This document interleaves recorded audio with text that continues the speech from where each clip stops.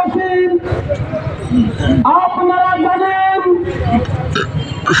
বাংলাদেশে একটি দল দীর্ঘ 16 বছর জনগণ নির্যাতন, নিষ্পেষণ, নিপীড়নের শিকার হয়েছেন। শুধু জুলুম, নির্যাতন, মামলা হামলার শিকার নয়, বাংলাদেশের প্রধান আমির জামাত ফাঁসির রশিকে বরণ করে দুনিয়া থেকে বিদায় নিয়েছে। সুতরাং যে দলের প্রধান জীবন দিয়েছে, সেই দলের জনশক্তিদেরকে ভয় দেখিয়ে কোনো লাভ হবে না। আপনারা কি ভয় পান? আপনারা কি ভয় পান? 16 বছর কারা ছিল ময়দানে? এখন কারা?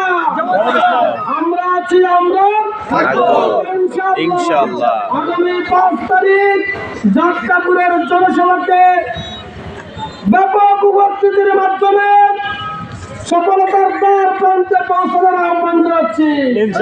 সাথে সাথে স্পষ্ট ভাষায় ঘোষণা দিতেছি, হ্যাঁ ভোটের পক্ষে আপনারা থাকবেন। আর একটা বিষয় হচ্ছে দাঁড়িপাল্লার পক্ষে তারা কারা আসলে একটু আমরা হাত করে দেখাই ইনশাআল্লাহ। আল্লাহু আকবার, আল্লাহু আকবার। বাংলাদেশ জামাত ইসলামী জিন্দাবাদ, জিন্দাবাদ, জিন্দাবাদ, জিন্দাবাদ। বাংলাদেশ জামাত ইসলামী আল্লাহু আকবার। আমাদের আমির জামাত ফেতরাত শরীফুর রহমানের বিরুদ্ধে প্রপাগান্ডা চালানো হচ্ছে। জামাতের বিরুদ্ধে মিথ্যা অপবাদ প্রচার করা হচ্ছে। মিথ্যা অপপ্রচার চালিয়ে কোনো লাভ হবে না।